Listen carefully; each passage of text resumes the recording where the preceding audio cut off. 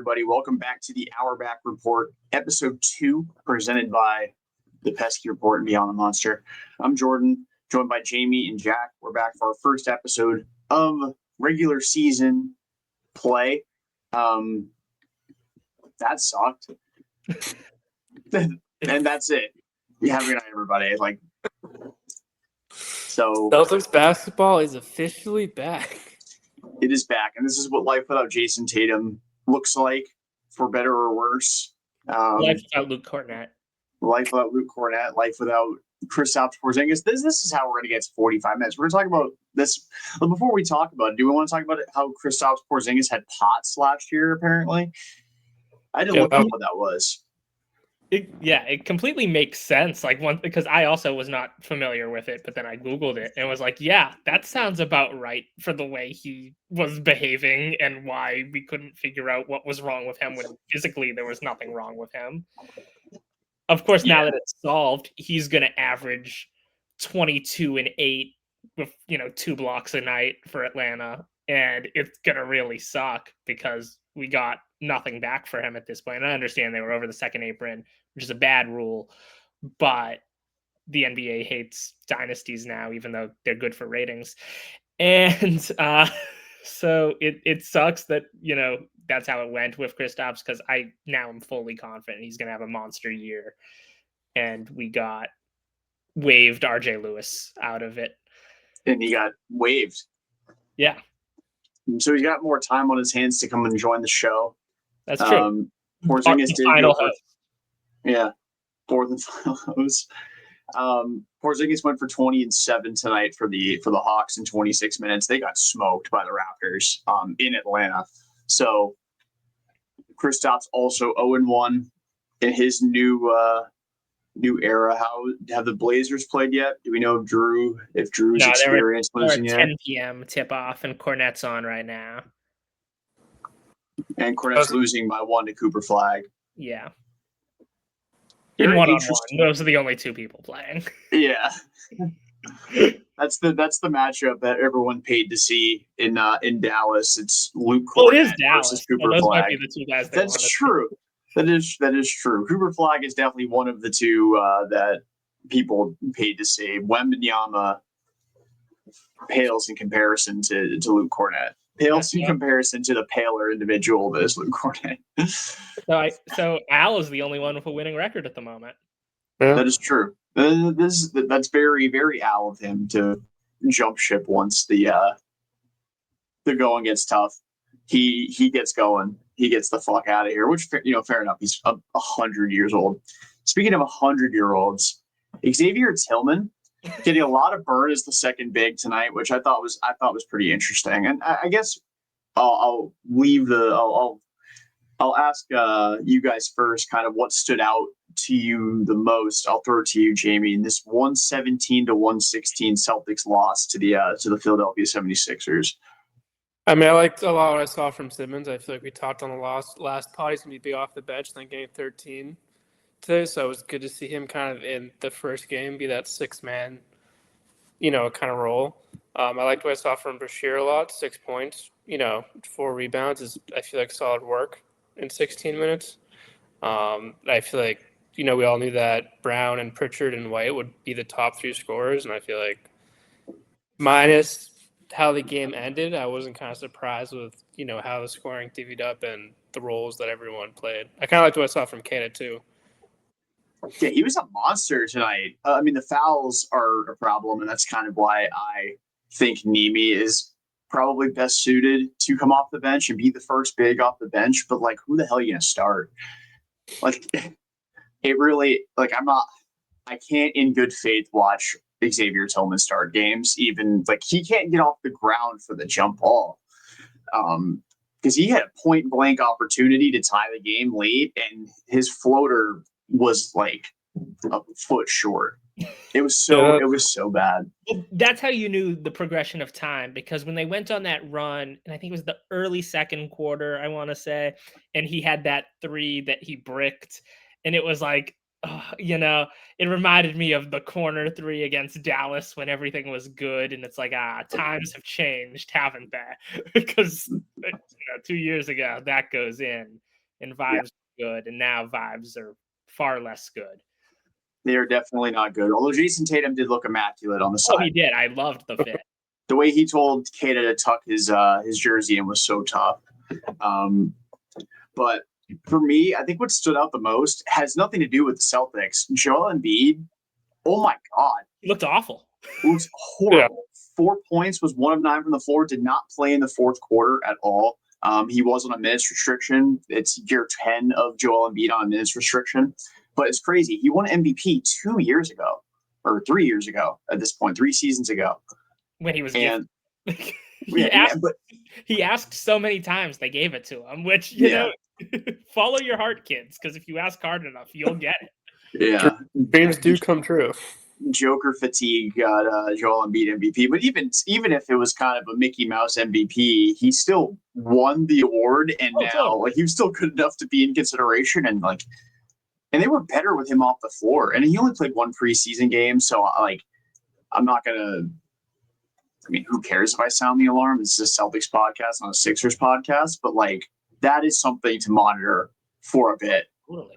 Because that was rough looking. Yeah. He didn't even look engaged at all. It wasn't just a matter, he was missing shots. He didn't at any point, I think, on the offensive side of the ball, possess the ball in the painted area. I don't even know if he touched the paint on defense. He was so disengaged. It was a mess. And it was. And one possession very early, this was in the first couple minutes of the game. He had Jaylen in a one-on-one, and he just kind of backed out of the opportunity to post up and just shot a jumper that bricked. And it was I know Embiid sometimes does fall in love with the jump shot and stuff, but it's clearly just back him down, Joel. You have almost 8 inches on the guy. Just do it. And yeah, he seemed slow. He seemed passive. He seemed disengaged. And I've always had issues with Embiid in the sense that, he's, very injury prone. When he's healthy, he's generally out of shape, and then he runs out of gas in the fourth quarters. He has a lot of issues. As great of a player as he is, a Hall of Fame talent, he's so fundamentally flawed as a player. But tonight it just looked bad, and it reminded me, honestly speaking, when Jordan, you mentioned how he was unplayable in the fourth quarter. I saw this tweet last season where it was and it was back before Jared McCain got hurt, and it was the Sixers are at war with themselves between Joel Embiid and Paul George playing the most disgusting, horrible basketball that's ever been played, and Tyrese Maxey and Jared McCain making basketball fun again. And it really does feel that way. And obviously McCain's out again. It seems like injuries are going to be an issue with him. But I mean, you looked at it tonight, Maxey is such a dynamic scorer, and he was kind of, in a lot of ways, willing them to that win tonight, while Embiid, who's their franchise guy, the former MVP, the highest paid player, he looked really bad. Yeah, 40 points for Tyrese Maxey. And then in addition to him, definitely can't ignore Edgecombe. 13 of 26 for 34 points. He also had 7 rebounds as the smallest dude on the floor, or within reach of Payton Pritchard for smallest dude on the floor. 7 boards, 3 assists. Maxey had 40 with 2 rebounds, 6 assists, and he had 5 fouls. He's had 5 fouls since the Vietnam War, and they just stopped attacking him. He got to 5 fouls, I think, with 8 minutes left in the fourth quarter, and the Celtics were all right, let's just let him shoot threes for 5 minutes and then forget that he has 5 fouls and let him take over the game. And that was kind of, for me, where I don't know if it's just a lack of awareness of the situation, but they just stopped attacking him. They attacked him to the point where he got 5 fouls and then stopped altogether. And I don't know if, Tatum playing, if he's aware of that, he attacks Maxey. I don't know, because Tatum also falls in love with the fourth quarter step back 3-pointer.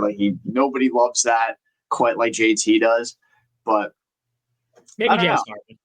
Yeah, maybe James Harden, but James Harden also loves the step back 3 in all situations all the time. Yeah, he's never met one he doesn't love. Yeah, he bombs away from distance, but especially on step backs. But yeah, I mean, as far as takeaways go, Celtics got a lot of open looks from 3, just missed them.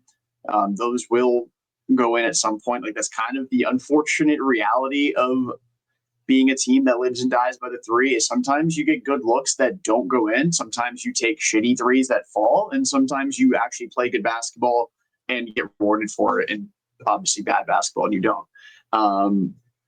But like Sam Hauser was really bad tonight. I felt Pritchard missed a lot of open looks. Derrick White airballed like 2 threes tonight, and they still lost by 1. And I can't really do they only lost by 1 thing because Embiid scored 4 points and went 1 for 9, and they were atrocious with him on the floor, and you couldn't take advantage of it. And this was one of the teams that I thought. And Paul George didn't exist. And Paul George didn't even play. Exactly. This was one of the teams that I thought was going to expose the fact you didn't have bigs. And that wasn't the reason you lost. The reason you lost was the guard play, which I thought was going to be spectacular this season. I mean, Derrick White scored a ton of points and Pritchard hit the big 3 late to give them a chance at the end. But by and large, not a great night for the guards. And like Nemi was kind of the best player on your team tonight, and for a lot of the game, him and Derrick White kind of took turns. Jack, what was your big takeaway from tonight's game? I mean, for me personally, and excuse the fact if someone is printing something in the background, but that caught me off guard. Yeah. So takeaways. I mean, yeah, the fact that Tillman was very clearly the second big, I wasn't expecting. I assumed it would be Garza or Boucher who were getting those opportunities. And obviously they all factored in before Garza got Tua Tagovailoa and removed from the game, despite being clearly concussed for a while. He did get a block, though, with a concussion. I don't know how many people have. I mean, I'm sure a lot of people have. Drake May had most of that game on Sunday with a concussion. So. That's true. And most of the game against Pittsburgh with a concussion as well. Yeah. There's sport number 2. Yeah, I don't know how he's hacked it, but good for him. But yeah, I mean, we'll see if that continues or if it was a matchup thing that Joe likes with Tillman against this team. Obviously, it didn't look great at points. However, he was aggressive on the boards, which is something, and especially it's something we talked about last episode. They're going to need people to grab rebounds, and at least Tillman did that in a way that wasn't embarrassing. So I think, that's an opportunity to get minutes on this team because someone has to do it. Beyond that, I mean, I kind of came into the season expecting that, like, if Derrick White is ever going to have a 20-point per game season, this is the year because the shots are there. And obviously it's one night, but based on the amount of looks he got tonight, that feels almost above 50% now, where it's like Derrick White's going to accidentally have like a 21-point per game season. And the efficiency will probably dip from what we're used to with D White. But once again, someone needs to take these opportunities, and I trust Derrick White with my life. I'm trying to think, like, in terms of, like, it was just, at the end of the day, Missoula ball is Missoula ball. And when you shoot 26% from 3, you're not going to win most of those games playing Missoula ball, especially when you don't have a Jason Tatum to bail you out in a late game close situation like we saw tonight. And I mean, it's something we talked about a little before starting recording. The last 2 shots of the game being Payton Pritchard shots. Welcome back, Marcus Smart. And because it's like, and I understand, all attention is going to be on Jaylen in those situations because he's clearly the best player on your team without Tatum, and you can't do a one or the other situation when you had Jason and Jaylen. But, oh boy, if I'm seeing Payton Pritchard in every big opportunity for the rest of the season, and I say this as someone who loves Payton, might be a long season watching Celtics basketball because love the guy, but I don't want my whole season resting on Payton Pritchard clutch moments unless they're from half court, in which I'll say at least it's from like 35 feet. Yeah, in that like case, let him rip because no one better in the history of basketball. But yeah, that when he took the second one in particular, because on the first one, I'm like, okay, it was a designed play. It was a good look. He got blocked. It didn't work, whatever. On the second one, I'm like, oh man, we really just had a second Payton Pritchard attempt, didn't we?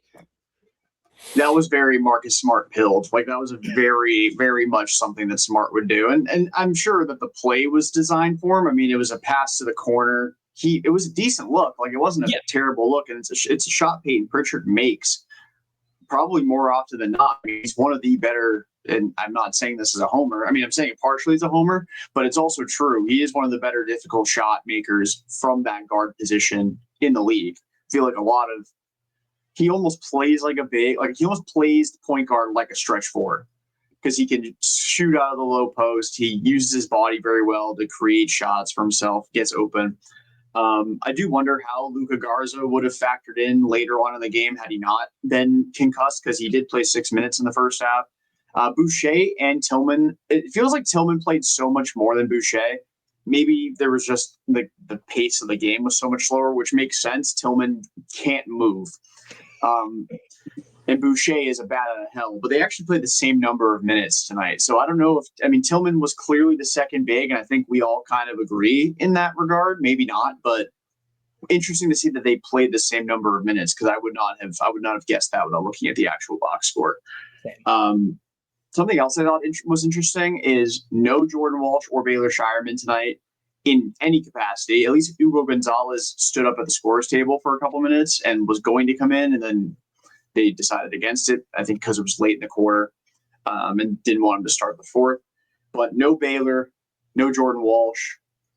I do wonder how many games they play before either of them factors in. Just something to monitor. Neither of them really deserve minutes, but also those are your two top picks the last 2 years. You feel like you kind of need to take a shot in the dark and see if they can give you something, if nothing else, for energy purposes. Because as much as I love Xavier Tillman, as likable as he is, if he was half as good at basketball as he is likable, he'd probably be an all-star. But he's like not anywhere close to that. And like I don't want this to be like a shit on Xavier Tillman podcast, because he is limited in his physical ability, because he's had a bunch of knee problems in his career.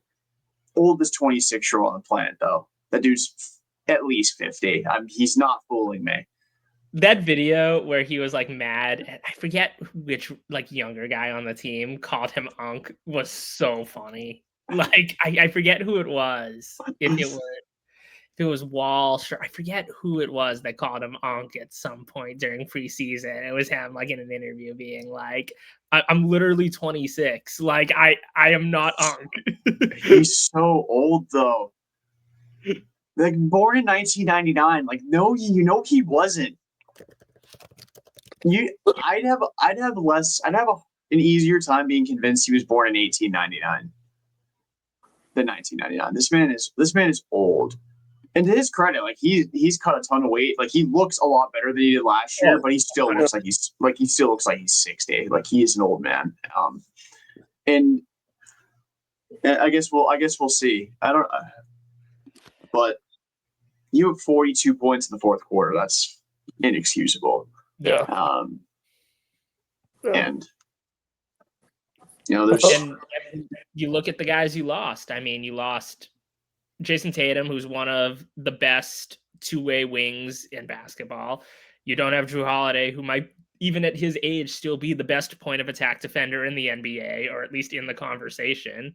And then you lost three guys who were versatile bigs in the sense of Porzingis, Cornet, and Horford. There's going to be a lot of growing pains on defense this season, because as great as Derrick White is also one of the best guards in the league on that side of the ball. And Jaylen, when he's locked in, can be a good defender. I know his metrics go up and down sometimes, but sometimes the eye test is all it takes. And when Jaylen's locked in, he is a above average defensive player. But beyond that, you look at this roster, there's not a lot of good defenders here. Pritchard is, when you won the championship, Payton Pritchard was probably your worst defensive player who received minutes. And now there's probably two or three guys who are worse on defense than Payton Pritchard, and Payton Pritchard hasn't gotten much better. And you don't have those top-end guys like Drew Holiday or Jason Tatum to make up the gaps. So they're going to score points this season just through the reliance on the three-pointer, through Missoula ball, by having guys on the roster like Jaylen, like White, like Pritchard, like Simons. Those guys are going to get their points.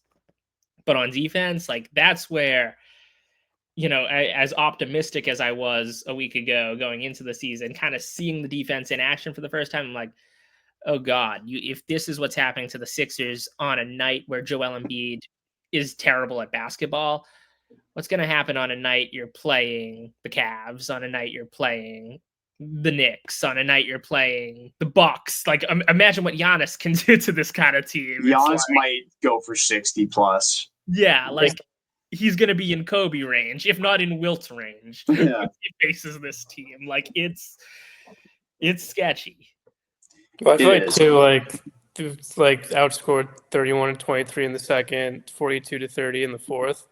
I feel like consistency too a little bit tonight was like they had some good stretches, especially in the third, but then you also had 2 quarters when it's like the Sixers were better than you offensively.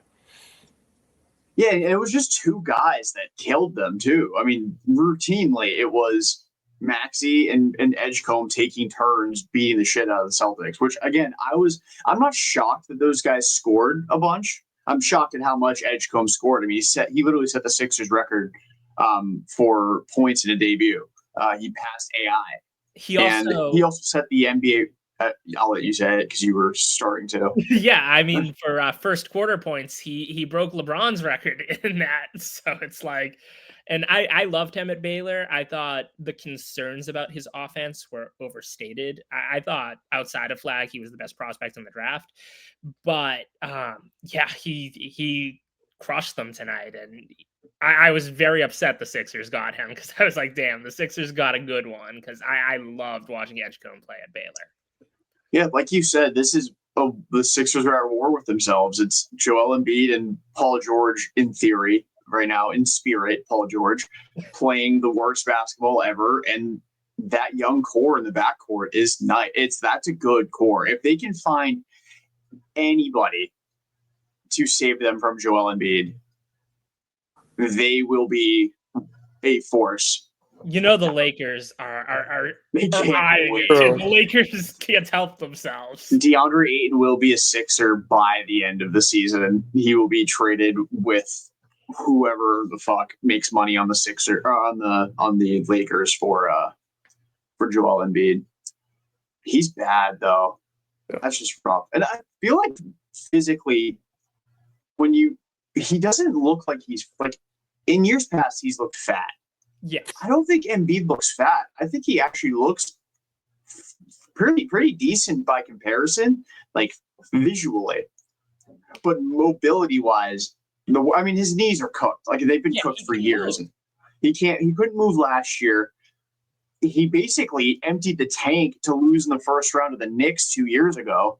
I mean, I felt like we've seen flashes of Joel Embiid in like last year, but I felt like the last of what he had in the tank left him when he threw that ball down in the playoffs a year ago or 2 years ago and was like on the ground in like writhing in pain for 2 minutes, and everyone thought he blew his knee out because he probably did. Well, his knee had already been blown out and he couldn't like re-blow it out. Pause.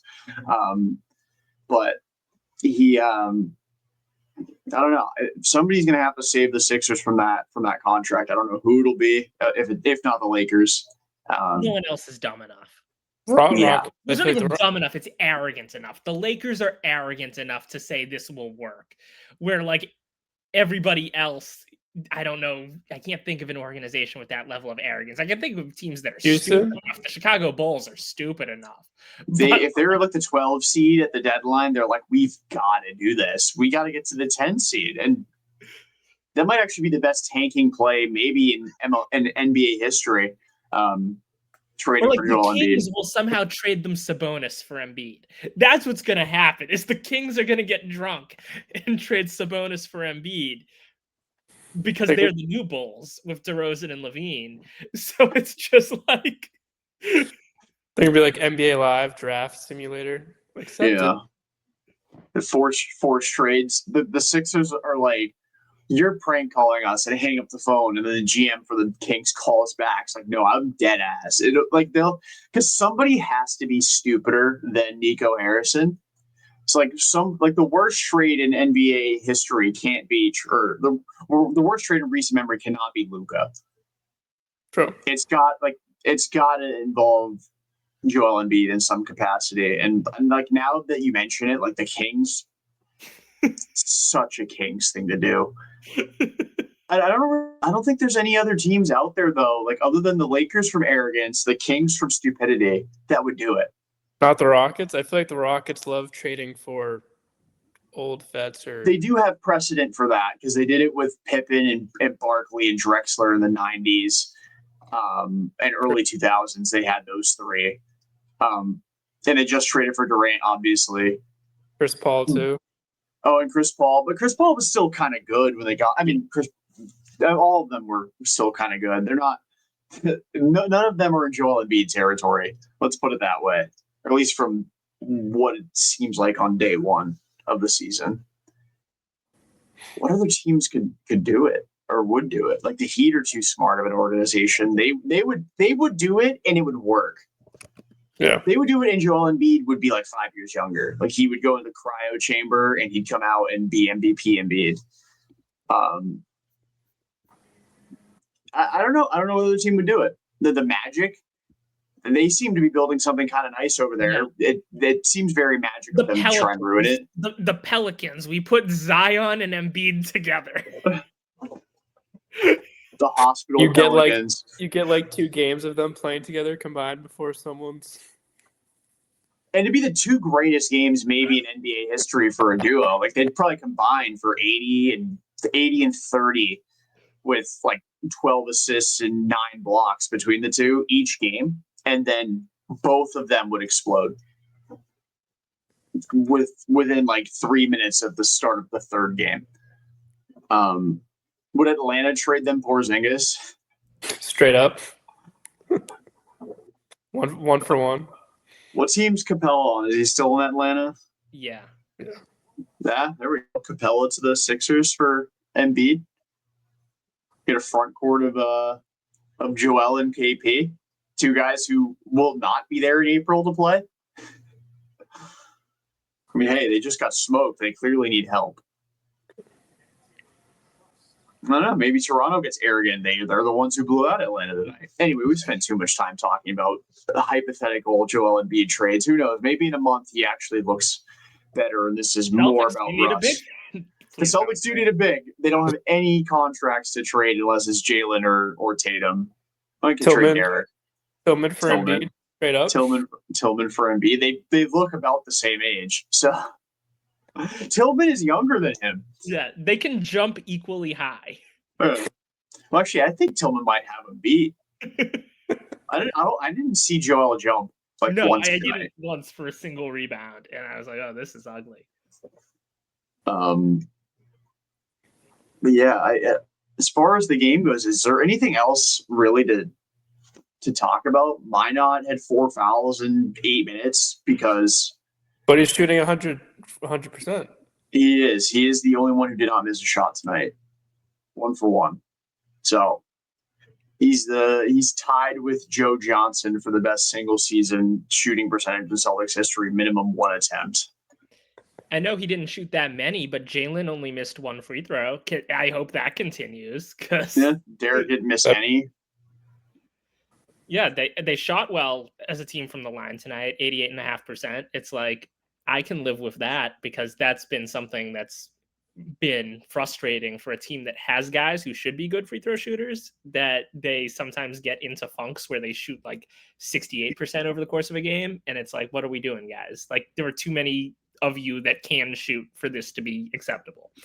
So, I'm convinced Jaylen would be a better free throw shooter if someone was guarding him while he shot it. Like if he's bored. He should be. He embodies what you just said of like should be a good free throw shooter but isn't.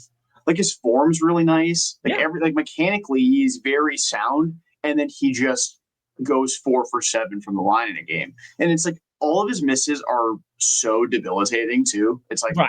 And he'll go 0 for 2 in a stretch too. Like his 4 for 7 won't be a bunch of 1-and-1s. Like it will be he misses both right when you couldn't miss both. And it's like, what just happened, Jaylen? Yeah, it's like a Grant Williams situation for Jaylen Brown. The foul line. A lot of that was exacerbated during when his hands was all messed up from the vase Vasegate, and like, which in itself was a crazy thing to have to deal with. But I mean, yeah, Jaylen should be better. Obviously, it's a 1-game sample, but it's encouraging that he only missed one tonight, and hopefully he can keep that going, because if they're going to need to not give away stupid opportunities. And you could, like, tonight was a winnable game. They probably should have won tonight, given the fact Joel Embiid didn't exist. But, you know, at least if they're hitting their shots at the line, it's one less thing to point at as a why we're losing games in a stupid manner. Yeah. Well, I think too, kind of said earlier, it's like they'll be better from 3.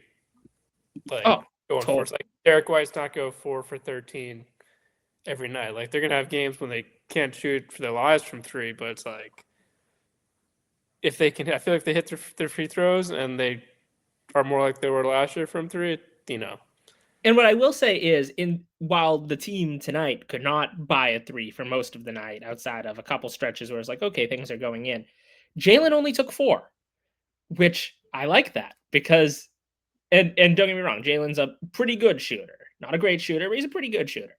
But it's like, Jaylen makes it look so easy when he's attacking the basket. Like, one of the most effortless scorers in the league when he's just going off the dribble at the rim and attacking and being aggressive, because he's so athletic, and he's, oh God, who is calling me?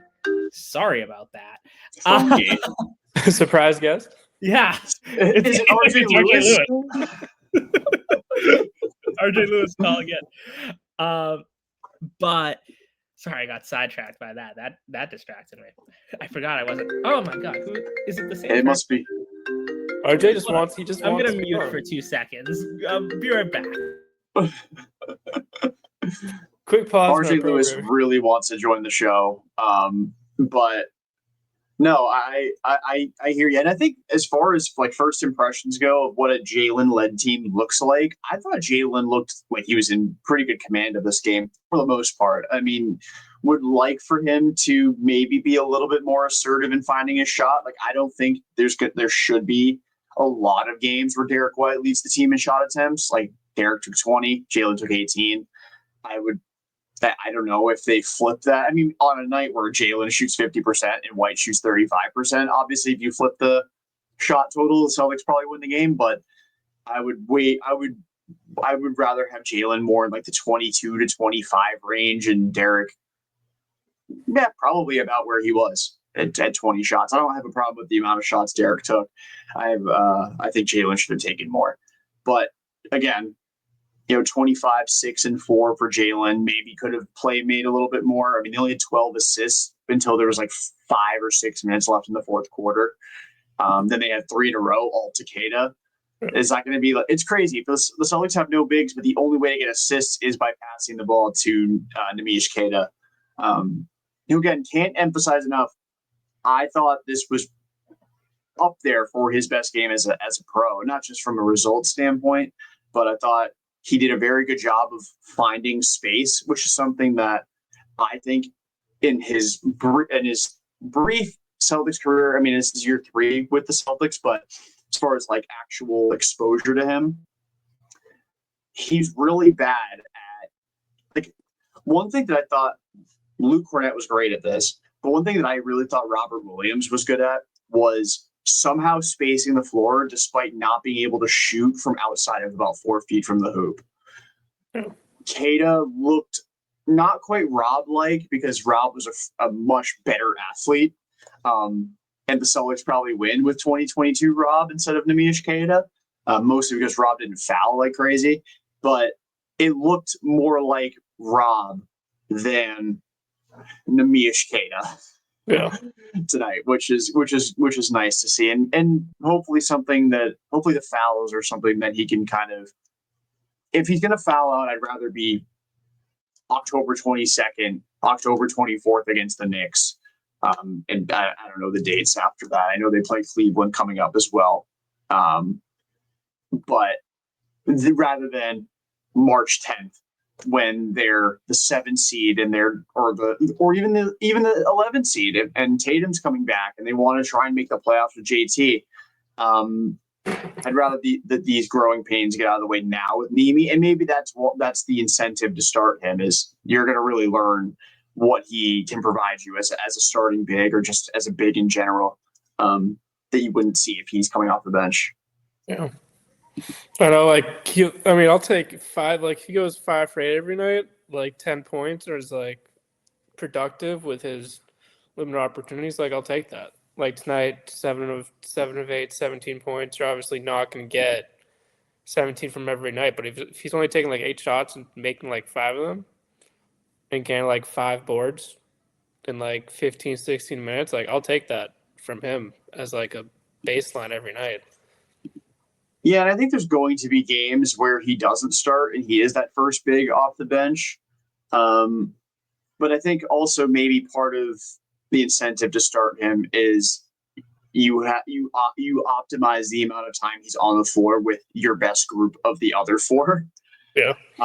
But I'm not quite sure who the best other 4 is. I mean, I know who 3 of them are. It's obviously White, Brown, and Pritchard. And then who's that 4th guy? Tonight it was Hauser who started.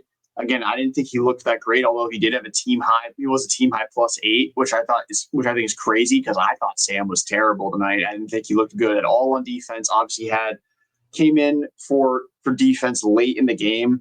The Sixers scored, and then he got an offensive foul immediately, and then the Sixers got to the foul line, and Simons came back in.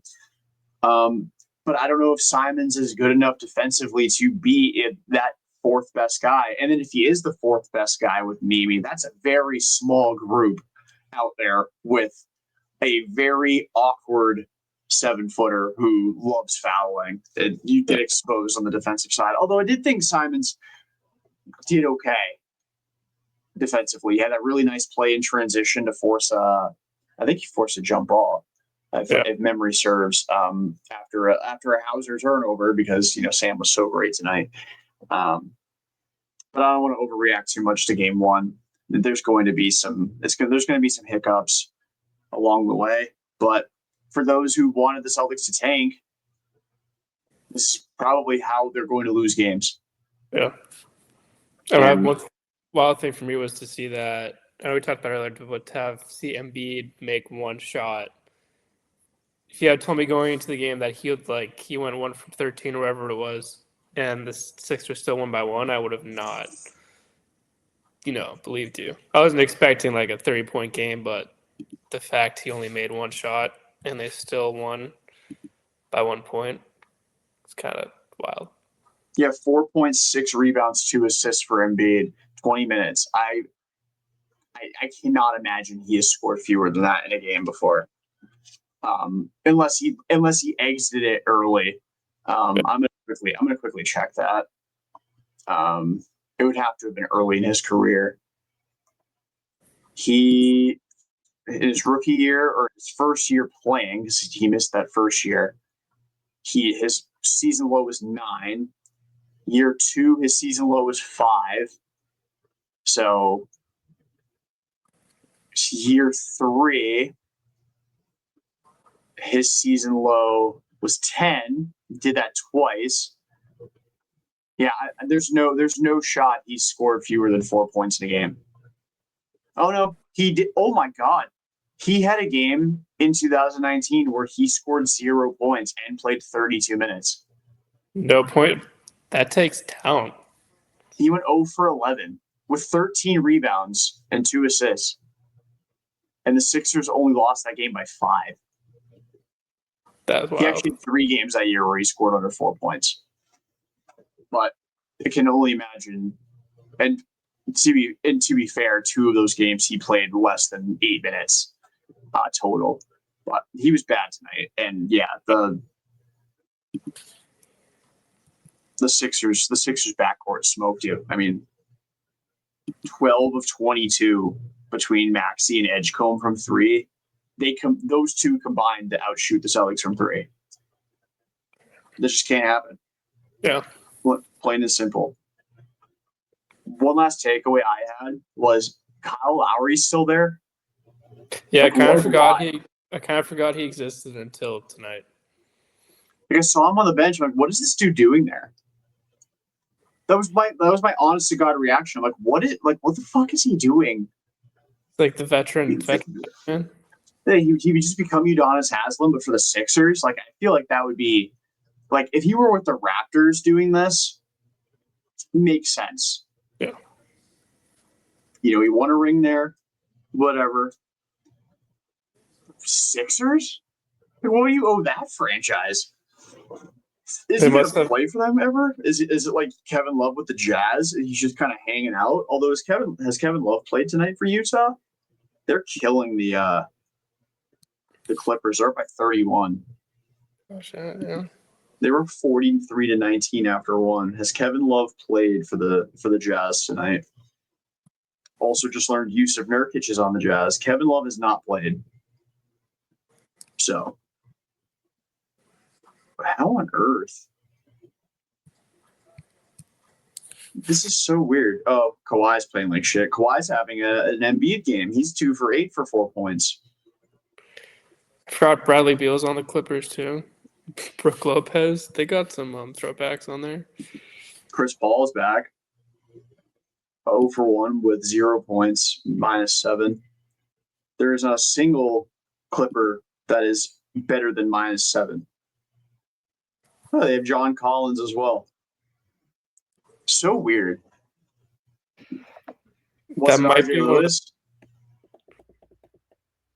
We gotta get our. Oh yeah, I'm back from the dead. Apologies. Was it RJ? It was not RJ Lewis. It was RJ Hunter. It was a different friend of the pod. Different. Okay.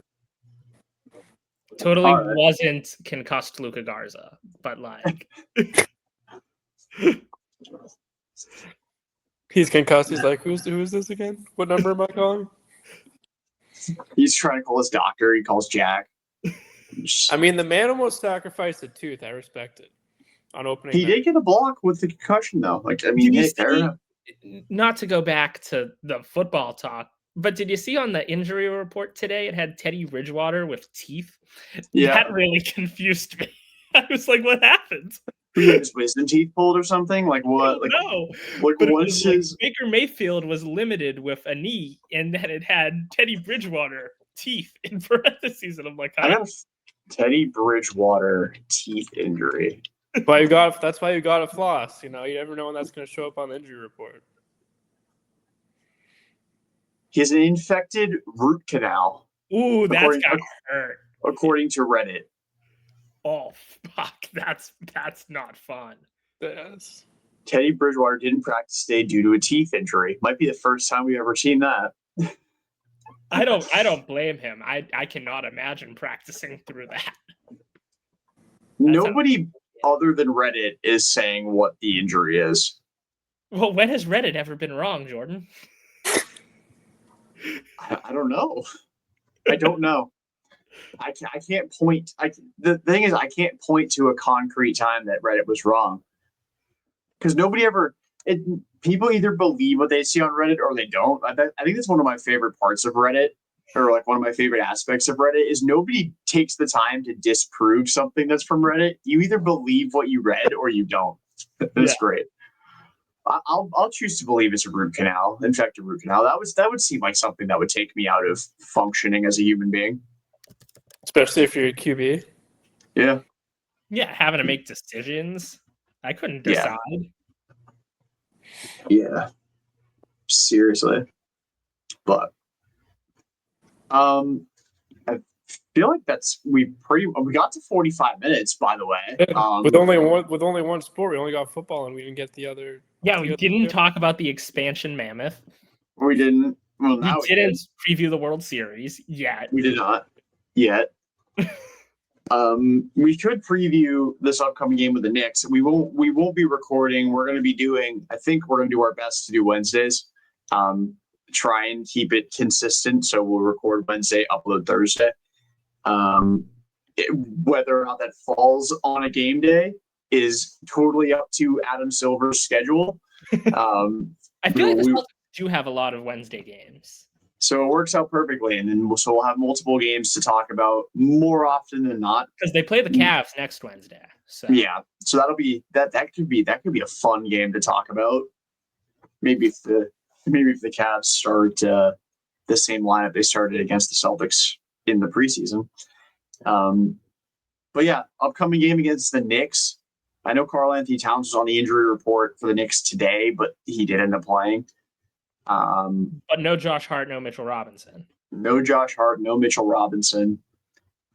Who, I mean, I don't think either of those guys need to play for the Celtics to kind of be the dogs for this game. I don't know.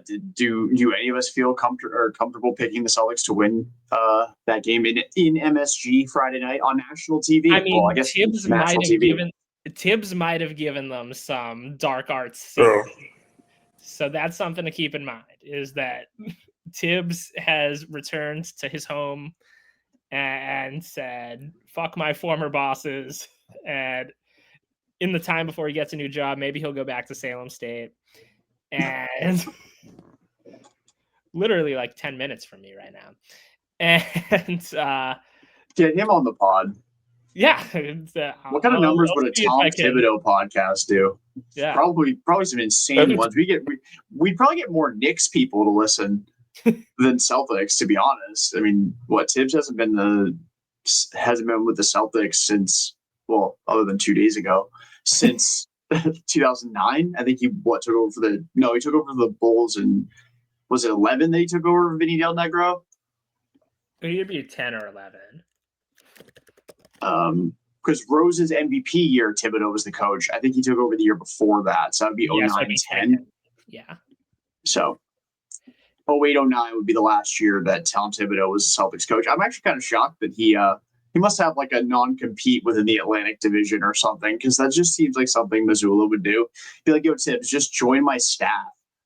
And Tibbs is absolutely petty enough to do it. Yeah, and granted, like, he's probably going to do the Josh McDaniels consult for a year and then go from there type of thing.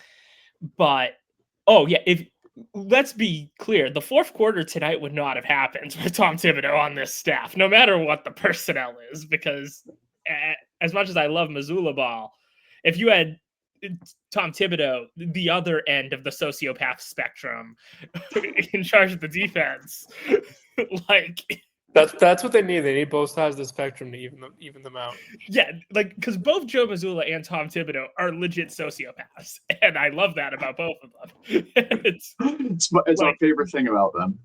So if you put them both in, yeah, I'd feel way better about this team. But yeah, I don't feel great about this game against the Knicks for obvious reasons. I mean, you look at it and it's like, Brunson is probably going to be the best player on the court, and then Jaylen might be the second best player on the court, but after that, you got Towns, you got Bridges, you got OG, all of whom are better than anyone else on the Celtics that's not Jaylen Brown.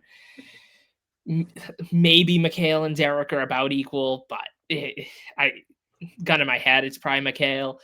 But yeah, I don't feel great about it, especially on the road. But also, Mazzulla's going to have them ready, and the guys who were here last season are going to be upset about how last season ended. They're going to be motivated. Ideally, the fourth quarter defensive breakdowns don't happen again, and it's at least competitive all the way through, which this game was too. But you can't give up, what was it, 42 fourth quarter points? Yep. You can't do that against the Knicks and have it be competitive. That's not going to happen. So they're going to need to tighten up on that end. And it'll be interesting. Obviously, tonight was the first game of Mike Brown as the Knicks coach. It'll be interesting to continue to see how that goes. I think, like Jordan said last week, I think he's a pretty good coach who just keeps getting fired. But that'll also... Yeah, I really feel bad for him. Like, I feel... I don't think he's a Hall of Fame level coach by any means. But I think he's a damn good coach. Like, yeah, I think he's better than most NBA coaches. He's deserved a much better career than he has been afforded. Yeah, he didn't spend a lot of time as Steve Kerr's number 2. That's not a good experience, I can imagine. Yeah, and like, I didn't get the Kings firing him in particular. Like, it is crazy, not for this to turn into a Sacramento Kings podcast, because it keeps circling back to them. But it's like, Light the Beam was only 2 years ago. Like, remember how fun Light the Beam was? And they were building something really nice over there, and then they decided to get former Bulls. they they pushed all the chips in to reassemble the Chicago Bulls. Yeah, seriously. They really could have had it all with they had Tyrese Halliburton. Yeah, they traded Halliburton for Sabonis. And they still traded De'Aaron Fox. Right, and then they traded Fox, and it's like now they have the Bulls, but with Sabonis instead of Vucevic. And it's like Sabonis is damn good though. Oh, he is, especially on offense. But yeah, it's sad. Like that's a fan base that just nothing goes their way. They're up by 19 on the Suns right now. All of the Suns are going horrible. to be a mess this year. Yeah. I think I was gonna do my NBA power rankings, or not my power rankings, but like my preseason predictions for where teams are gonna fall in their respective conferences. I don't think I have this. I think I have the Suns 13th in the West. Like that's not crazy because the West is good and they are not. They are not. I love Devin Booker. I think Devin Booker gets a lot of shit he doesn't deserve, but like that team is not good. Their number 2 is Dylan Brooks. Yeah, that's bad. That can't be possible. I'm looking at their. I mean, maybe you want to give the number 2 to Grayson Allen. Jalen Green. Oh, right. They have Jalen Green. He just hasn't played. He's hurt, right? So, yeah, because he's not even listed on the roster for tonight's game. So I think he's hurt. Oh, okay. Well, then I guess at that point it must be Dylan Brooks. Dylan Brooks for tonight. From tonight's sake, Dylan Brooks has taken more shots tonight than Devin Booker. He would. And that is going to happen so many times this year. Like, I enjoyed my time out in Phoenix. I met a lot of cool Suns fans. I feel so bad for them for the highs that they had with the twins of Cam Johnson and Mikal Bridges, and then the ultra high of trading them for Kevin Durant. As conflicted as a lot of them were, they were super stoked to get KD into the building, and fair enough. They have had nothing work out for them. No. Ever since they were up 2-0 against Milwaukee. Everything they then had a historic year the year after. And then Chris Paul hit a big 3 to cut the deficit to 42. Like, it has been so bad. I feel horrible for Suns fans. And I think that also serves as a nice reminder that just because the owner really cares about flashy moves does not mean that that's in the best interest of the organization. There's your little subtle jab to baseball. Not to baseball because, spending money is something owners need to do over there, but the Red Sox specifically. I almost made a Hein Bloom mention to make this about baseball, but I won't do it. Oh, also, just one more general NBA thought, not Celtics specific, but I don't know if any of you guys watched any of the games last night. Thank God NBC has the NBA back, because don't get me wrong, I wish it was ESPN that lost it. I wish we had NBC and TNT in the great shuffle, but at least we still have the TNT guys, and that means I get less Stephen A. Smith and Kendrick Perkins in my life, so that's good. But the NBC production level last night was really good, and it was this is. And then having I obviously didn't watch the Knicks Cavs game because I was watching the Celtics, and I haven't been watching Spurs Mavs with sound because I've been doing this. But it's I know what the ESPN production is, and it's it can be rough sometimes. So I'm very happy to have the NBA on NBC, and I can't wait for some Celtics games on that as well. And obviously Celtics are on Prime Friday or tomorrow when you're listening to this, so we'll see how that is for the first time. Harlan is Prime, right? Yeah. Yep. I have a hot take. Kevin Harlan is way better of a broadcaster than Mike Breen. Is it a hot take? I don't even think it's that hot a take. Yeah. I think a lot of people would agree with you. And when a Breen bang hits at the exact right moment, there's nothing that can beat that. Yeah. But especially a double bang. It's like a McDonald's Sprite. Yeah. No free ads. Or gambling advice. Or gambling advice. But yeah, no, I think from a game to game level, yeah, I would agree. I think Kevin Harlan might be better, if not is definitively so. Yeah, and I'm not including Kevin Harlan football in this. Straight up basketball. Kevin Harlan, the pulse he has, Okay, here's maybe a hot take. I have a hard time not saying Brian Anderson's better too at basketball. I don't know. Breen's really fallen out of it. Maybe it's because I think when I think of like prime Mike Breen, like that trio of him, Van Gundy, and Mark Jackson comes to mind. And then like now there's just too much. There's too much of a rotation there. Like one year it was Doris and JJ Redick, and then now it's Doris and Richard Jefferson. And it feels kind of gimmicky that they like the ESPN has the and like the And Doc TNT was in there guys. for a minute Doc too. was in there for like 5 games before the Bucks hired him. It's just I don't know. And like I said, I think it feels kind of weird that ESPN is calling games that the TNT like pre and post panel are doing. It's just odd, and it's just like now it just feels too gimmicky for me to like really like love Mike Breen the way I used to. You know? Yeah. And I just, when it was, the OG group, you'd get those completely sidetracked conversations, which are what would But added what's to a it. second cousin is, Yeah, I knew you were gonna say that because I was gonna say that, and then I'm like, I'm not gonna go there. Well, I am. And so And so would Jeff Van Gundy. He's not on the Celtics staff anymore in any capacity, right? I think he went to the. Did he go to the Knicks? Let's see what he's up to. Google time. Because former Celtics employee Jeff Van Gundy, and that's such an all-timer moment. But, will never be replicated with Doris. And no knock to Doris for that. I bet she does know what a second cousin is, but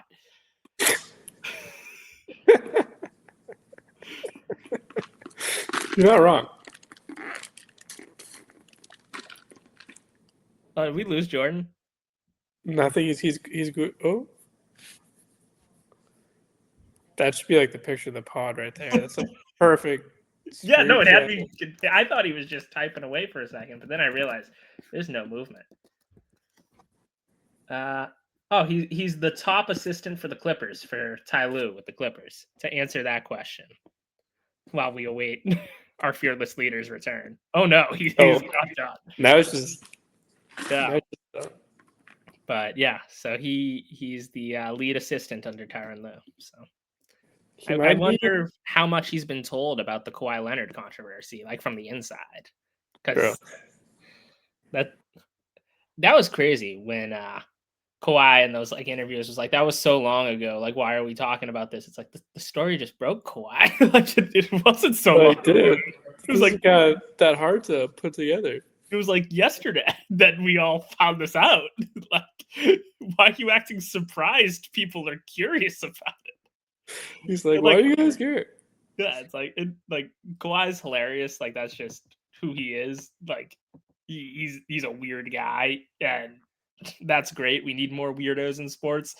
But like I did find that so funny when he was like, why are you asking me this? It's like, because this is the story that people are talking about. And like it's so weird. Everyone's like, oh, Pablo Torre's a snitch. It's like, no, he's doing his job as a reporter. Paid to, it's kind of like part of the job description.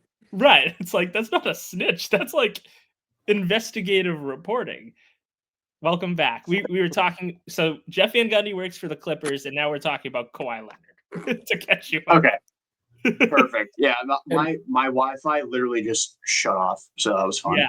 It had you in the exact, like, it looked like you were typing. We thought you were still researching Jeff Van Gundy, and then we realized I was. It was a great. Google wasn't working. It was a great pose, to be honest. Yeah, you were stand-stop. Nice. Nice. Yeah, the Clippers are getting freaking run out of the gym right now, which I mean makes sense. They're really. It makes sense because I don't think they're that they're old. They're not as like everyone on that team is old, and then there's John Collins. Yeah, I mean Zubac is still not old. Zubac is still like in his prime, but yeah, they're an That's old true. team. And he's a damn good player. Like Zubac would be like if the Celtics could somehow get that guy, that would fix a lot of the big man problems. I don't think that's actually feasible, but I would love Zubac on this team, who the Lakers traded for Mike Muscala. And they don't get enough shit for that. And I will harp on that trade forever, because at the time I was like, what are they thinking? And they traded Zubac one for one for Mike Muscala, Celtics legend. That is true. Mike Muscala is a Celtics legend. I remember Mike Muscala had like that one really nice game with the Celtics, and I felt so vindicated for Brad Stevens, and then he did like never played again, pretty much. Remember how mad Gallinari was when we traded him after he missed the whole year? Fair enough. But also, like, you tore your knee up, dude. Like, you were no longer of service to the organization. And they won a ring the year after, so they got the last laugh. And he played last year for Atlanta, right? Or was it 2 years ago for Atlanta? And Yeah, now retired. he's playing. No, he's playing in some European league. Oh no, not well, European, Puerto Rican. Yeah, he's not in the States anymore. Yeah, well, Puerto Rico legally he's in the States. Legally, but not in. He's not in the. They're in expansion territory. Like the mammoth. Yeah, they're the mammoth of the United States. Yeah, the Vaqueros de Bayamon. I bet they're going to be a great team. They got Gallo.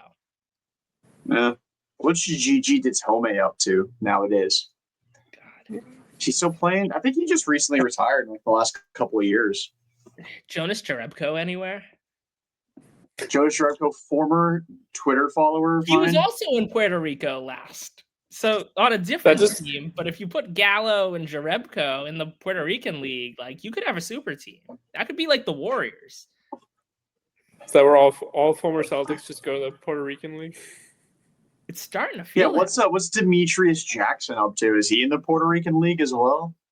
I know O'Shea Brissett's playing in Israel, and a lot of that's a can of worms we will not dive into. So there's one former Celtic not playing in Puerto Rico, but. Remember all those really tiny guards we drafted that one year? Like that one year we drafted like 3 guards. Tremont Waters, Carson Edwards. Yeah. And Taco Fall, undrafted free agent. That same class. Hey, I was pulling for Taco. The world was. I was at that first preseason home game that like the whole crowd gave him a standing ovation, and then he came in and dunked immediately. I don't think I've only been to 2 playoff games in my life, Celtics playoff games. I've never heard TD Garden louder than when Taco Fall dunked in the preseason against Charlotte. Well, it was always so funny how like when it was a blowout and like the fans would like want Taco. That little smile on Brad Stevens' face every time he got him up from the bench. Like it was the same look from Brad Stevens every time. Like, yeah, I know what you want. A couple of times Taco would troll and he'd like get up and like start walking to the score table to go sit back down. He was such a lovable dude. Another guy that if he was half as good as he was likable, he'd be a superstar. Oh, he'd be a first ballot Hall of Famer. Yeah, he was. He was so likable that he made Enes Kanter not like insufferable to have on the Celtics, because the two of them were a very good duo on the bench. Just for vibes. And then also Grant Williams before he was insufferable. I can't believe you just dead named Dennis Freedom.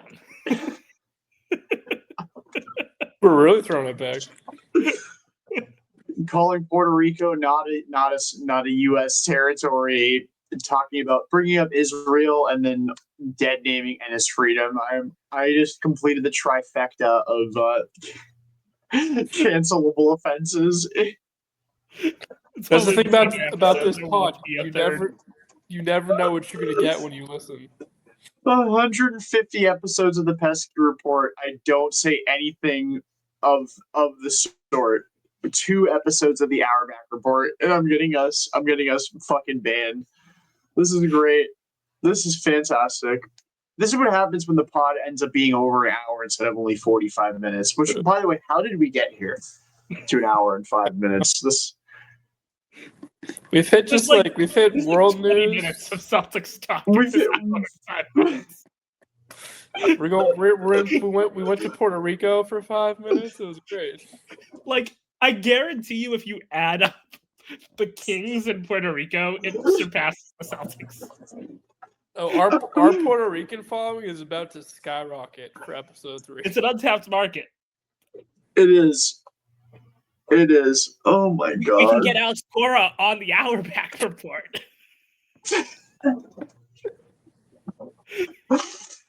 Known Celtics fan Alex Cora. That GIF will live in lore forever of him and Brad Stevens high fiving. Jesus.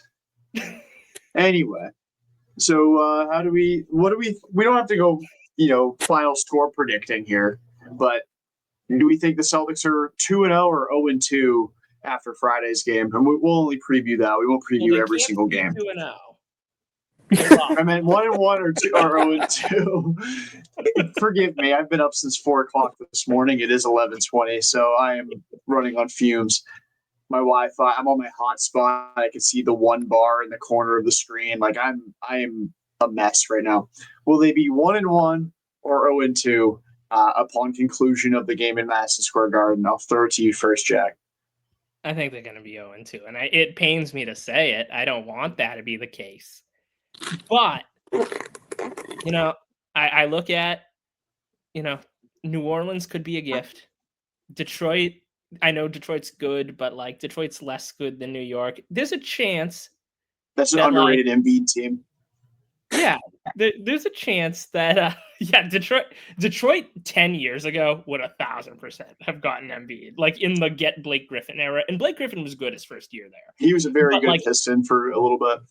But in that era of the Pistons chasing the 8th seed, which they realized not to do, so good for them. They do not want to be the Chicago Bulls. But well, no, because the Bulls are chasing the 10 seed. That's what they want. They really love playing in the play-in tournament and losing the first game. But it's Detroit, New Orleans, and then we're gonna record after the Cleveland game. But it's if you can be 2-3, that would be I could live with that. There's a decent chance they're 1-4. I really hope they're not 0-5. If we're recording for an 0-5 Celtics team, I'm gonna feel really sad. That'll be the Joe quotes will be good post game for that. Oh well, Joe, and we talked about this last week. He's gonna be like, I hope we set the record. I want the most losses because sociopath. Joe's gonna ask Gary Washburn what the record is for losses to open the season, and say that the season starts the day after we achieve that. And then they never lose again. And then they go undefeated because then Tatum magically returns. Jesus.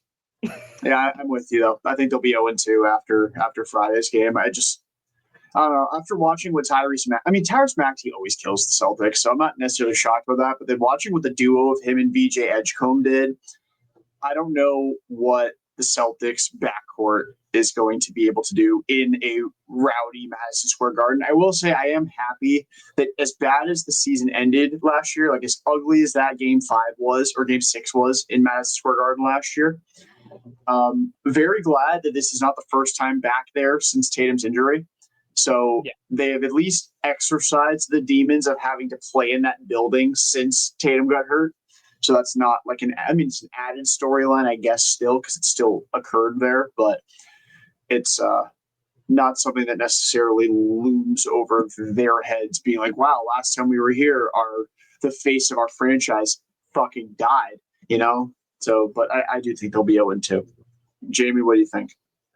I agree. I think 0-2. I feel like it would be a win if it's not a blowout. All I hope is that it's somewhat competitive for most of the game. But I think 0-2. Do we think it's gonna be the same starting 5? Yes. Yeah. I think so too. I don't want it to be, but also this was something that we were talking about when you were talking to RJ Lewis earlier, Jack.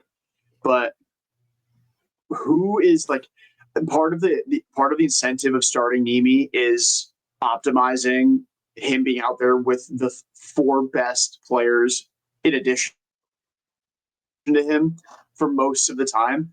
But who is the fourth best Celtic? Is it Hauser? It didn't really look like it tonight. But if you have Simons out there, that's a very small group with your 7-footer who doesn't really play like a 7-footer. And I so agree. It's probably going to have to be Sam, and he's just going to have to make shots. Yeah, logistically, it is probably Simons, but yeah, you can't, with this team in particular, you can't have, 3 guards under 6'5", and then Jaylen, who's 6'6" or 6'7", and then Neemi, who's gonna foul out. Like that would, and I think having Simons come off the bench is also just valuable to give you a spark plug, because if you don't have him coming off the bench, then is Hauser your best option to be the primary scorer off the bench? Oh no, we lost Jordan again. And so yeah, I mean, I think it's going to be the same starting lineup, and it probably will be for at least the first week or so of the season. And then if Joe needs to tinker, Joe needs to tinker. But I think this will be the lineup at least for a week or so. Yeah, I don't think we're getting any Jordan Walsh or Baylor Shireman starts anytime soon. And if Xavier Tillman starts the game, I will be seeing myself out. Ron Harper Jr. start? Kenny Lofton Jr. start? Bring him back? Why not? Why not us? Anyway, any final thoughts? I feel like we've already emptied our brain. I definitely emptied my brain. I think my brain's been empty since about minute 7 of this now 72-minute podcast. So, don't forget about the guys in Puerto Rico. No. Do not forget about Gallo or Jonas Jerebko. Those are the only 2 guys in Puerto Rico, and Alex Cora, so 3. Kike. No, because he's in Toronto. He's in Canada right now. And Shohei Ohtani's plane finally got to Toronto. It did. Just a couple delays on that one. Yeah. I'm not going to say what just crossed my mind before things that would get us canceled. Anyway, that'll do it before I say something else ridiculous on this episode for this edition of the Hour Back Report. For Jamie and Jack, I'm Jordan. Until next time, peace out and go Celtics. We did it. We did it.